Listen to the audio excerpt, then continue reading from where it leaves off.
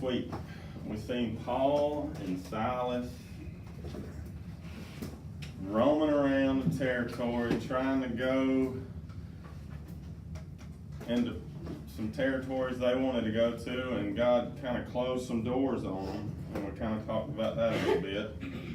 And it says God forbid them to go here, and the Spirit forbid them to go there, and you know, sometimes our ways ain't God's ways, so God shuts doors, and it's all about what He wants us to do, not what we want to do. And he ends up going in to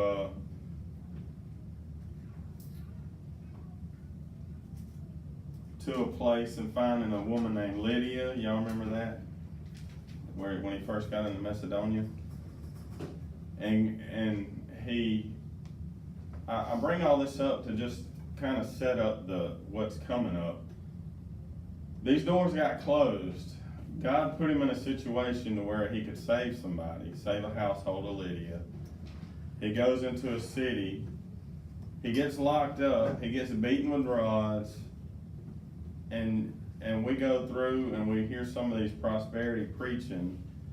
And God's supposed to, you know, God's love, and you're supposed to never be sick or go through tragedy or any of this stuff. And we read these things, and you know, it's just reassuring that God's still on our side. Just setting up this part of it, you got to realize that he's been beaten, he was jailed, they let him go, him and Silas and whoever else is with him. And on this trip, he's still probably black and blue and bleeding and scarred up. So we're going to be heading to Thessalonica. A good little ways too. If you look, he just left Philippi, and he'll be going into Thessalonica, Berea, and then down to Athens, and then Corinth, which is about a 100-mile journey. So just keep this in mind. This don't all happen at one time. There's a few weeks here, and one passage it says that it's about 3 weeks that he stays in one place. So you just keep in mind that while you're reading, it's only a small section, but there's been months that's went by, night and day, cold, hot, beat up, you know, and he just the perseverance of this guy's unreal. 17, Acts 17. Now when they had passed through Amphipolis and Apollonia, they came to Thessalonica, where was a synagogue, and Paul, as his manner was, went in unto them, and there 3 Sabbath days reasoned with them out of the Scriptures. And this is something that I pointed out already. That's his thing. He goes to the Jew first and then the Gentiles. Well, why would you go to the Jew first? It's the Jews' Messiah. If you could turn some of the Jews onto Christ, the Jews are going to be along with the Gentiles, so they're going to learn the background. He ain't got to start from square one, but you'll see in just a minute he'll start with some people that aren't Jews, and he has to start from square one, all the way back at the creation. And he says he reasons with them. He goes to the Scriptures, and you know, God's a reasonable God. You don't have to argue about it. You can go through the Scriptures, and you can talk and teach people through the Scriptures and open their eyes to some of the things that they've never realized. So this is what he's doing. And as I read, I always see things, and I think this is why they call it the living word. You see things, and then you go back and you see things, and you see things through a different way, and the application's different, and then a month later you go read the same thing, and it's like, whoa, was that even there the other day when I read it, you know? I know some of y'all relate to this.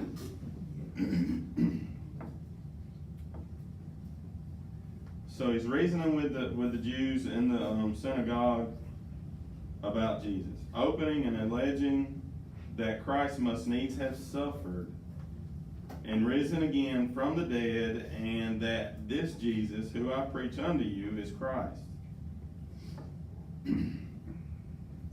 See, their original idea of Christ, the Savior, it was a king. It was somebody that's going to come and rule with a sword, and he's going to come and rule with a sword.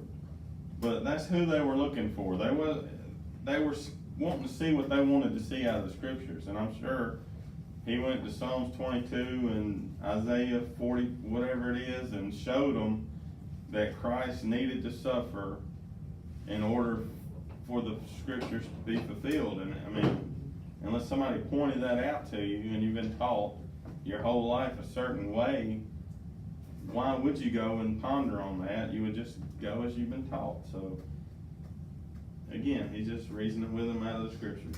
And some of them believed and consorted with Paul and Silas. This is verse 4.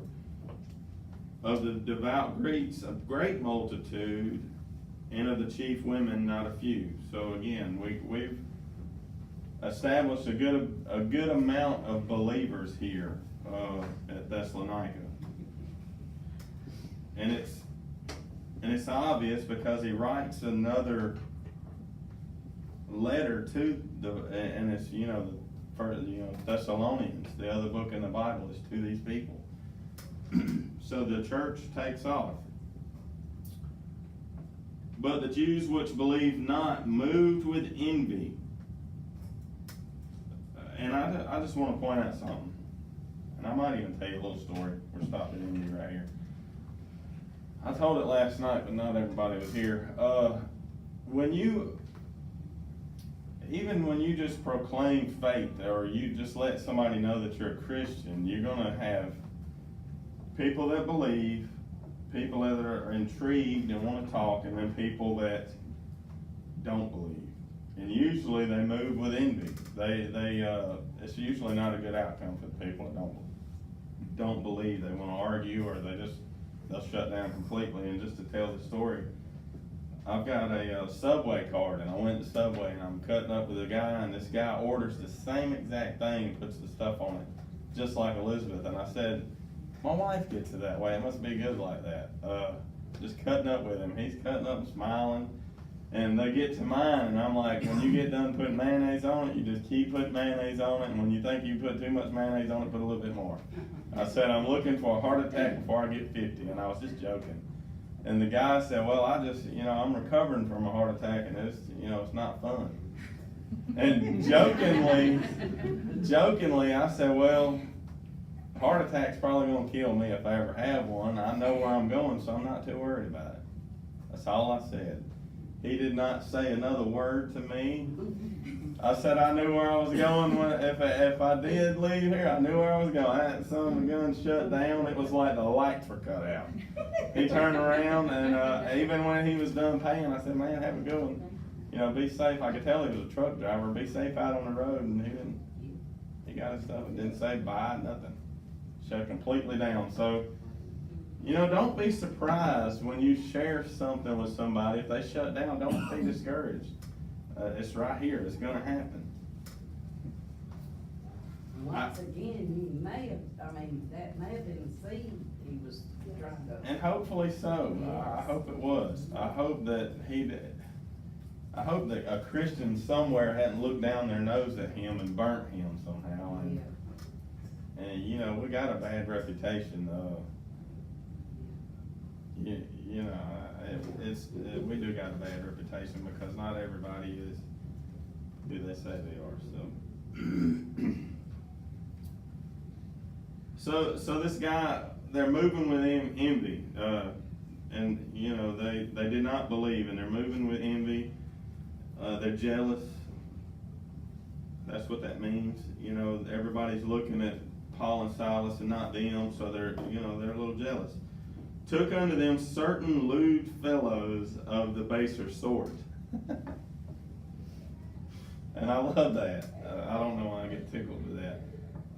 Evil men of the marketplace is another thing that you could do, but that's what it means, evil people. And if you really go and study on it a little bit, it's a modern day. If you ever seen a riot on TV, the people throwing stuff and jumping on top of police cars, I mean, how easy is it to stir up people that are, you know, they don't know about God, or you know, just troublemakers. This is troublemaking people. You could easily stir up some young troublemaking people to do whatever you want them to do. And I mean, it's real easy to do, and that's what they've done. And maybe it's one of those situations where I know of all of us at one time have been like, you know, my Uncle Jack, you know, somebody messes with me, I can tell Uncle Jack, him and his buddies will go over there and rough them up. You know, it's like in our DNA. Yeah. So he's done went and found some lewd fellows of the baser sort and gathered a company, that means gathered a bunch of people, and set all the city on an uproar and assaulted the house of Jason and sought to bring them out to the people. And when they had found them not, they drew Jason and certain brethren unto the rulers of the city, crying, These that have turned the world upside down are come hither also. So these people had went to Jason's house, and this is the first time we ever met Jason. We just have to assume that Paul and Silas and the crew was staying at Jason's house. They must have some kind of little home church thing going on. And the lewd fellows just went up there to go and get Paul and Silas, and they're not there. They're out shopping or whatever. So instead of just waiting on them to get back, they take Jason. Hey, this is your house. You're gonna, you know, you're coming with us. And when they found them not, they drew Jason and certain brethren unto the rulers of the city, crying, These that have turned the world upside down and come hither also. This upside down. You know, before I was saved, I would think that this was an upside down thing that was going on here at this, you know, at churches or whatnot. But if you really think about it, after you get saved and you figure out the ins and outs of being a Christian and the way things are, this is really right side up. They're turning the world right side up, not upside down, but to the lost people, it's upside down. So I thought that was something to point out. How awesome would it be to see, you know, Pine View is turned LaGrange upside down? Wouldn't that be awesome? That would be like, and actually we're turning it right side up.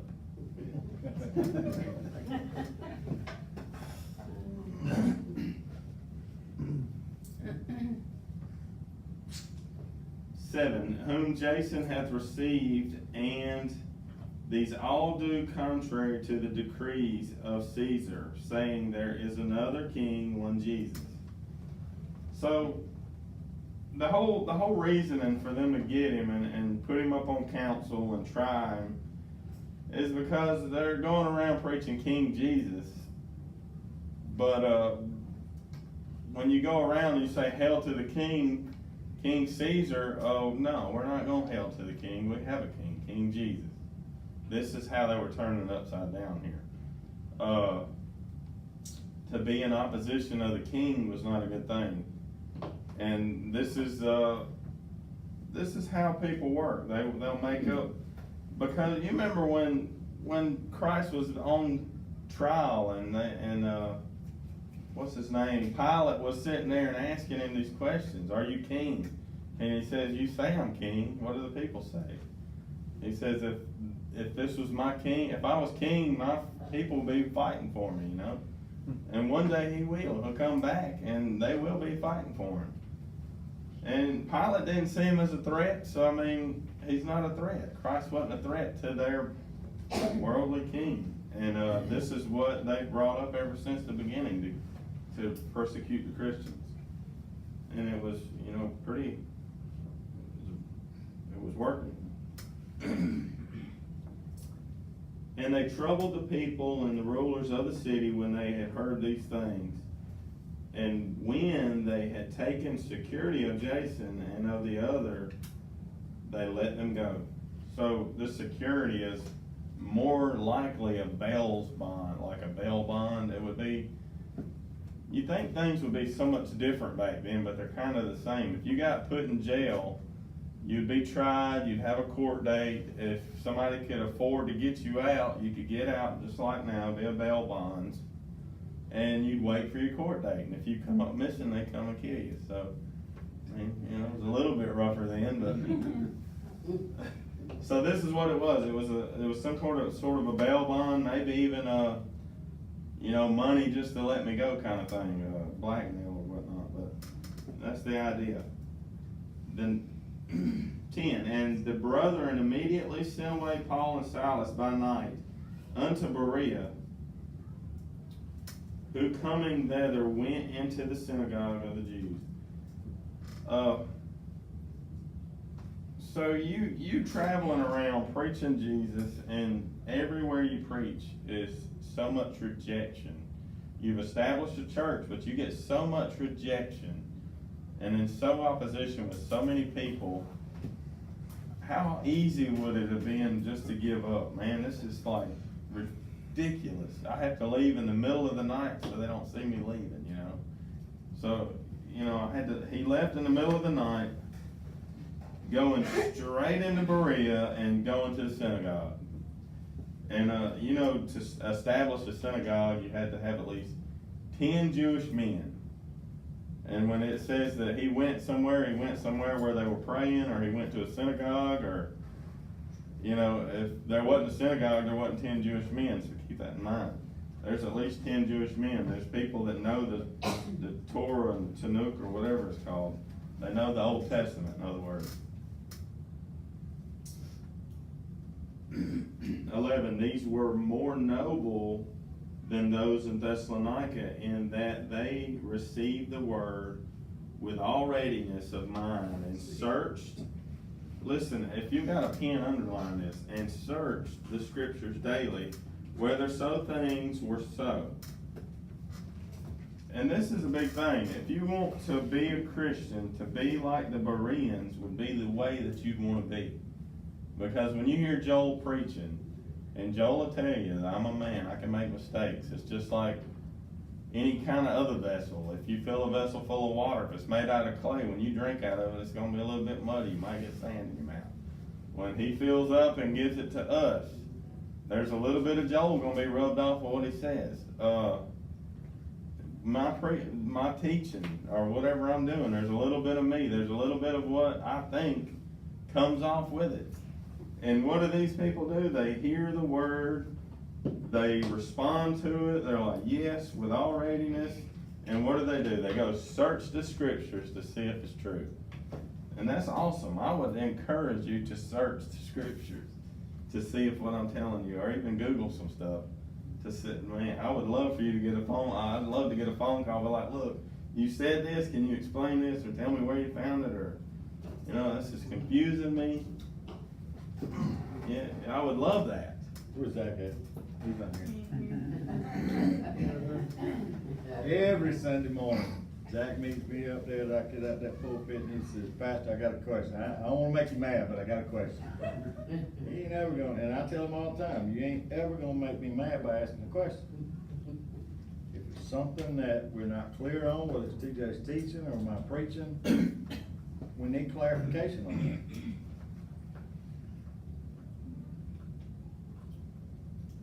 The best way is to study to find thyself approved.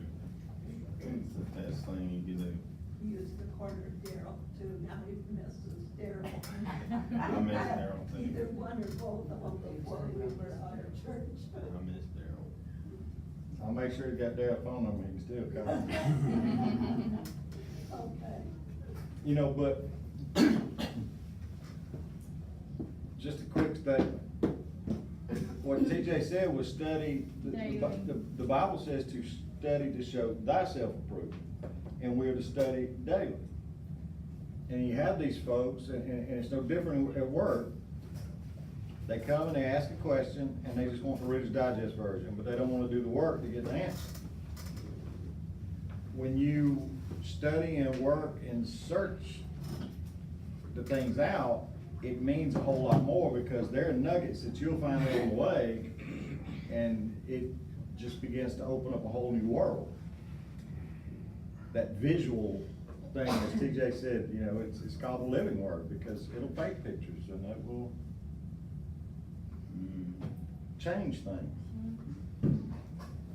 You could buy, this thing right here is like the most bestest help ever. Commentaries, maps. You see, I got a map right here. I love to be able to say a name and to like, if the place where he's coming from and he's going is 2 inches away, that's like 100 miles. You're walking 100 miles. I mean, it ain't like you finna get in a car. I can go 100 miles in a car in a few hours. You are patting turning. I mean, you are going. Well, the other thing that adds to it though is when we're just reading the scriptures and we don't take other things into consideration, the time periods, it sounds so easy. Man, these were some busy folks. There's a lot going on. No, there was a lot of time in between these occurrences. And when you look at the distances that they traveled on foot and walked and the territories that they walked through, it begins to paint a picture of their faith. That takes some pretty serious faith. Acts is 30 years long. And we say, why don't we see all these miracles? Why don't we see God working the way he did in Acts? Man, this is 30 years worth of stuff. I mean, really? Well, not only that, but we don't work like they work, do we? We don't work like they work. We don't have the faith that they do. Could any of us just start walking across the United States and just expect to get beat when we get there when we start talking about Jesus? You know, one thing I figured out too, you know, you talk about walking. Yeah. Well, on your phone, you know, you put in one destination and go to another one. But mine's got up top, it's got to tell you how long it takes on the bicycle, and how long it takes to walk, how long it takes to come. You pull that up and see how long it takes you to walk there. And plus it'll show you the miles between each place. And I got why I do that pretty good bit in that too, you know. See how long it takes me to walk it. Yeah. So, he's went in and preached Jesus to these people. They've accepted it. They are receptive to the word. And they go and study the scripture daily. That's what it says. Whether the things were so, whether what they were learning was true or not. 12, therefore many of them believed. You know what? When you start reading and figuring out that what he's saying is for real, you're going to start believing. Also of the honorable women, which were Greeks, and of men not a few. That means there was a lot. It wasn't a few of them, it was a lot. Have another church established. But when the Jews of Thessalonica had knowledge that the word of God was preached of Paul in Berea, they came thither also and stirred up the people.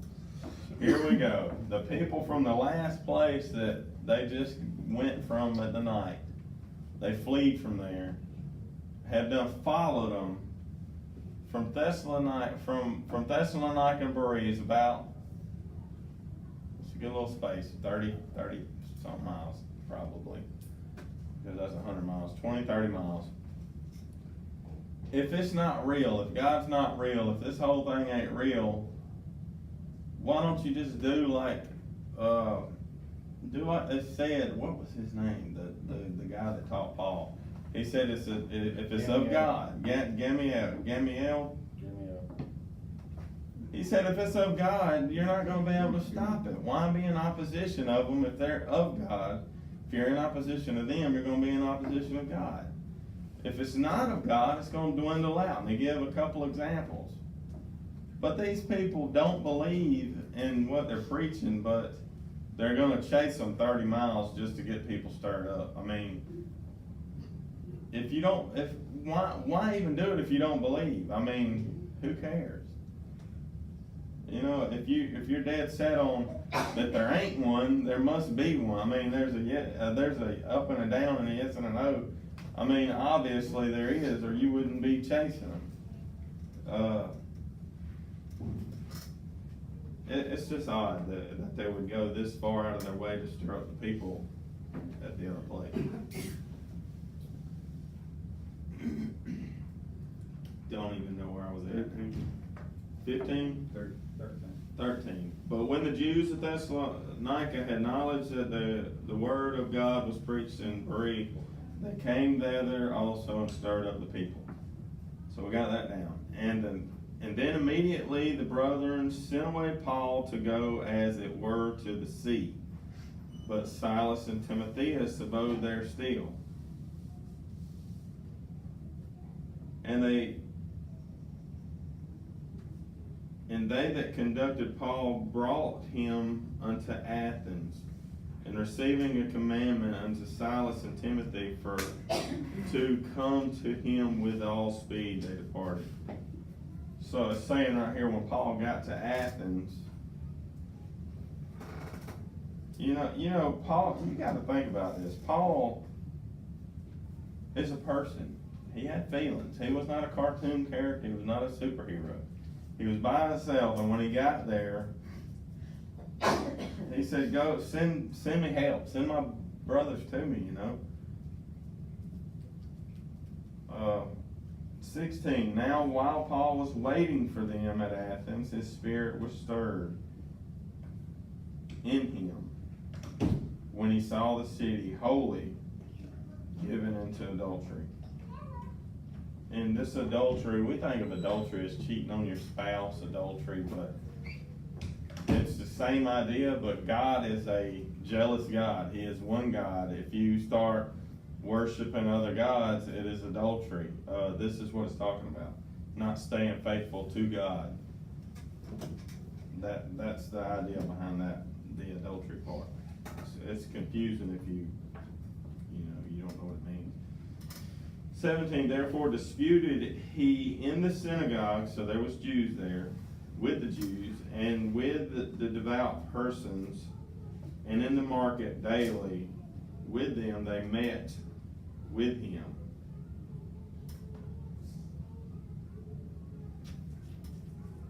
Then certain philosophers and the Epicureans and Stoics encountered them. And just to stop there, these Epicureans, there was a philosopher several hundred years before this, Epicurus.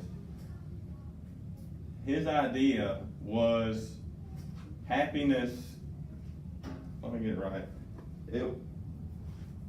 It was easy to be happy if you didn't have many things. It was, the more possessions you have, the more problems you have, kind of thing. It was, and that's a good philosophy. And happiness comes from that, just being simple.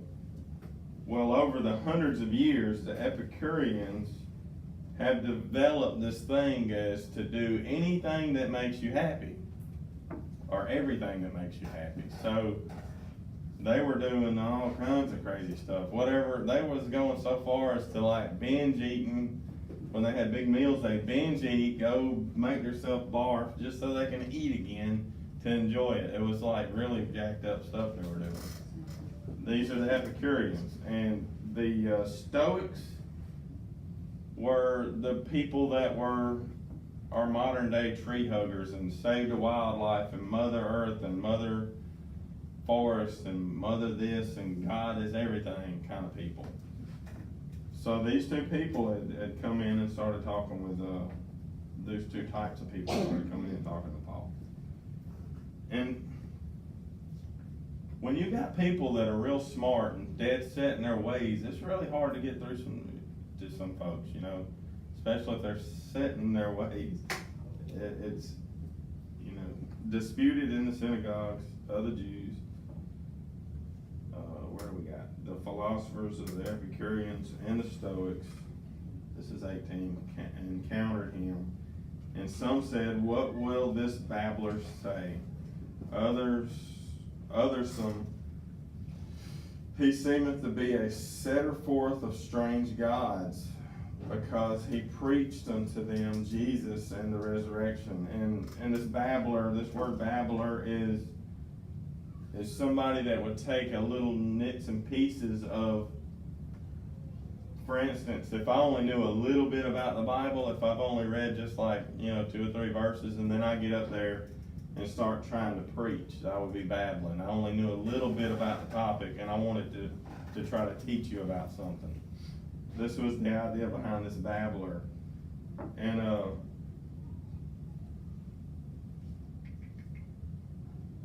when he started talking about Jesus and the resurrection, one of the things that I read, this word Jesus to them is real close to a word that means healing. So to them, they were seeing the God of healing and the God of resurrection. That's why it said God's, not God singular. So there were, you know, we want to hear, you'll see, but let me go that far, I guess. 19, and they took him and brought him to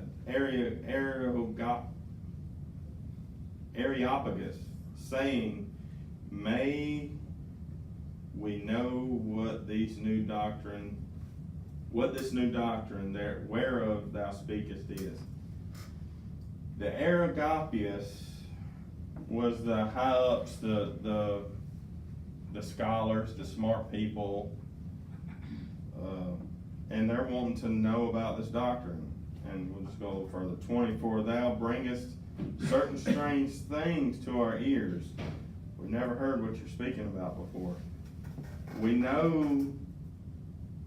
would know therefore what these things mean. They're asking, what does this mean?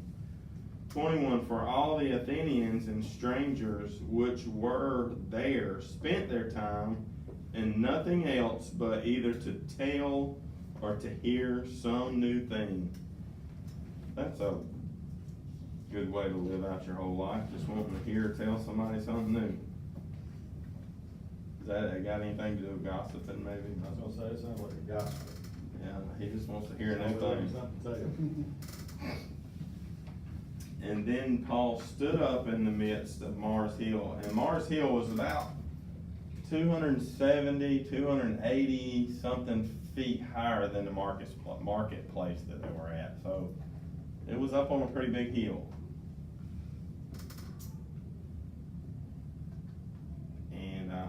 And he said, ye men of Athens, I perceive that in all things ye are too superstitious.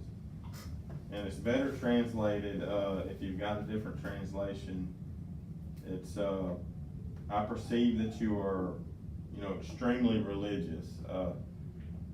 There's one guy that I listen to that's, pounced on this thing about being religious. It's more superstitious, but what Paul said to them was not a cut. It was, bringing them up. Like, hey, I perceive that y'all are smart people. Y'all are superstitious. Y'all are,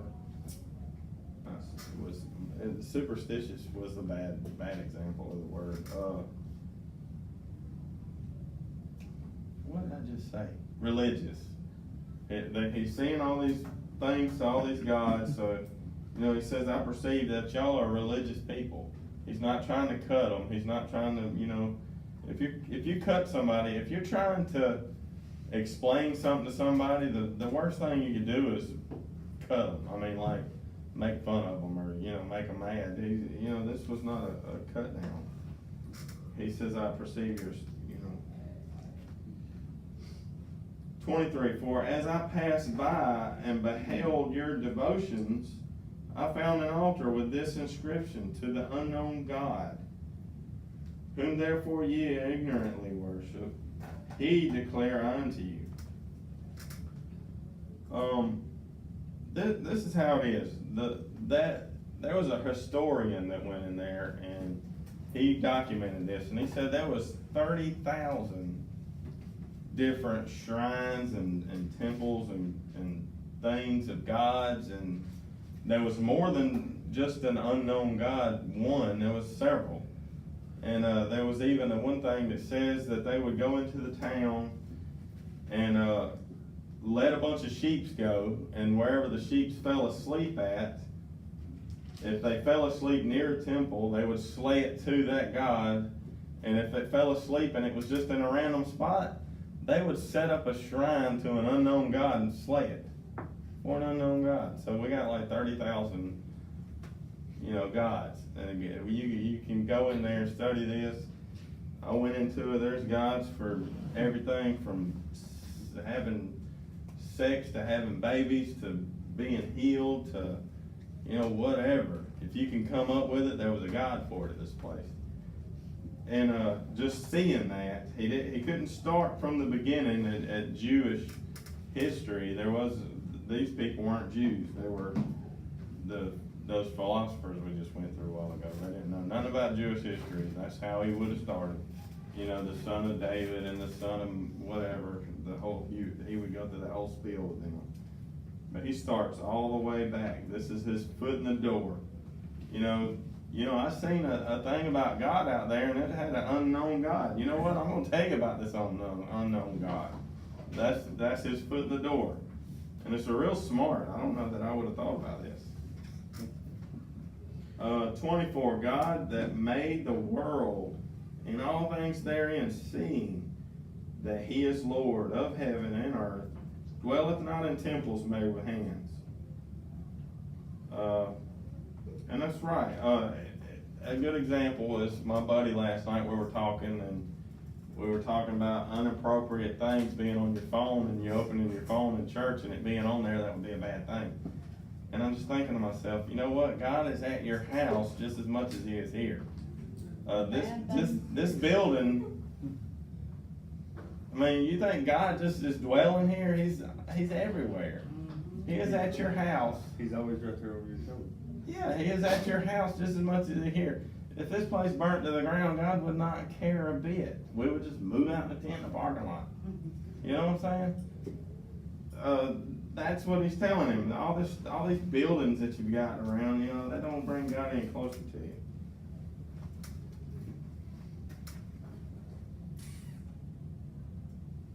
Neither is worship with men's hands, as though he needed anything, seeing he giveth to all life and breath and all things. So he's saying you can't even with your hands build a statue. You can't build an altar. There's nothing with your hands that God wants from you. God don't need anything from you. I mean, he exists because he exists. He is who he is. He is because he is. God doesn't need anything from you. He wants something from you, but he ain't gotta have it. He'll be just fine without it. He don't want nobody to perish, but he would love for you to love him back. He made you for his pleasure, not just to be down here some wild heathen.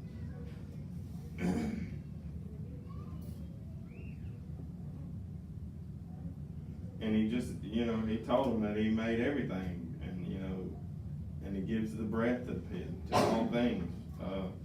26, and he hath made of one blood all nations of men for to dwell on the face of the earth, and hath determined the times before appointed, and the bounds of their habitation. So this is basically saying we are all related. We came from Adam, or if you even want to go down to the dude with the ark, Noah. We are all sons of Noah. I mean, really. And he appointed the bounds of their habitation. We're in the United States. The boundaries between the United States, he appointed those. I mean, that's what he's saying. He puts the bounds between the nations, and everybody's related. I mean, if you're black, white, brown, purple, pink, polka dotted, you come from the same person, is what he's saying. And a lot of hard to understand words. For in him we live. Hang on, I went too far. 27, is that where we are? Yeah. That they should seek the Lord, if happily they might feel after him and find him, though he be not far from every one of us. Do you understand what that says? And this word feel, the first word, if they happily they might feel, this word originally was a word called grope, and we kind of use that word now, but it means a different thing. It would be the same word that a blind man feeling for something, you know, trying to find something. That's the thing. You're blind looking for something, kind of. That's what that word means. I shouldn't even looked off the page. Might feel after him and find him, though he be not far from every one of us. There's so many people looking for God, and he's just right there. I mean, all you got to do is open your mouth and confess your sins, and you've obtained him through Christ. And people just grasp and feel like a blind man, just trying to hunt and look for him, and go into these homemade buildings and temples and shrines and altars and kill these animals trying to talk to him, when all you've got to do is, he's right there with you, talk to him. It's so easy a kid can understand it if you could just break it down. 29, for as much, I skipped some more, didn't I? 28, for in him we live and move and have our being, as certain also your own poets have said, for we are all his offspring. These are their own poets that he just had said. I mean, this just shows you how smart Paul is, because these ain't even his poets. And the poets, it's irrelevant, but it was Epimenides and Aratus, which none of y'all probably care, but I just think I think it's awesome that he knows this stuff that can kind of catch their attention, because he knows their background and knows some of the stuff about them. I always say that corny joke, it kind of, you know, the Mexican joke, it takes one to know one, kind of thing. There's people that you talk to that Joel may not be able to talk to. There's people that I can talk to that, you know, you may not be able to talk to. It's just knowing a little bit of that background that's got an edge on things, you know, just having something on it, you know. And it helps to be studied up and know where you're going. And it says, for we are all his offspring. It don't mean that we are all sons of God. It means that he created all of us. That's the more of the thought. 29, for as much, then as we are the offspring of God, we ought not think that the Godhead is like unto gold or silver or stone or graven by art and man's device. What he's saying here is, you know, God created all those things. He created you, and there's nothing comparable to him. I mean, we ought to know better. In the times of his ignorance, God winked, and the times of this ignorance, God winked at. It means he looked over. It's happened so much that he's looked over it, is what it's saying. He winked at it. But now commandeth all men everywhere to repent, because he hath appointed a day in the which he will judge the world in righteousness by that man whom he hath ordained. That's Jesus. You notice he didn't speak Jesus the whole time to these people. They wouldn't know who he was, even if he tried. Whereof he hath given assurance unto all men, in that he hath raised him from the dead. And when they had heard resurrection of the dead, some mocked, and others said, we will hear thee again of this matter. So you start talking about Jesus and him being resurrection from the dead. Some made fun of him, and some said, you know what, that's interesting. I might, maybe later we could talk about it. How many times have you been there? Maybe later we could talk about it. So Paul departed from among them, howbeit certain men clave unto him and believed. We got another church getting started.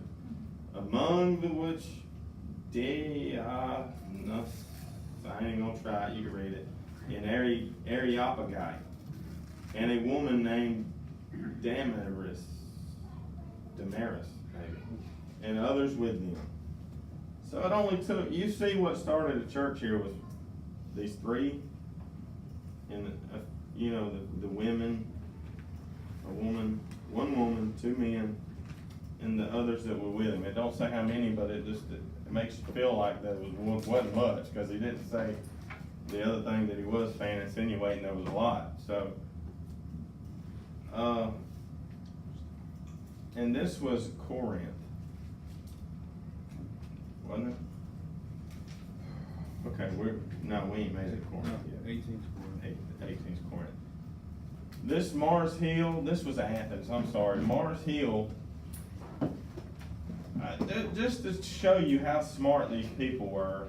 You remember Alexander the Great? He was from Athens. Homer, the poet, you probably don't know him. Socrates, I know y'all heard of him. He was from Athens around this time. Plato, I know y'all probably heard him. He was from Athens. These were all like super smart scholars of this time. And all of these people have probably heard most of these folks right here. And it goes to show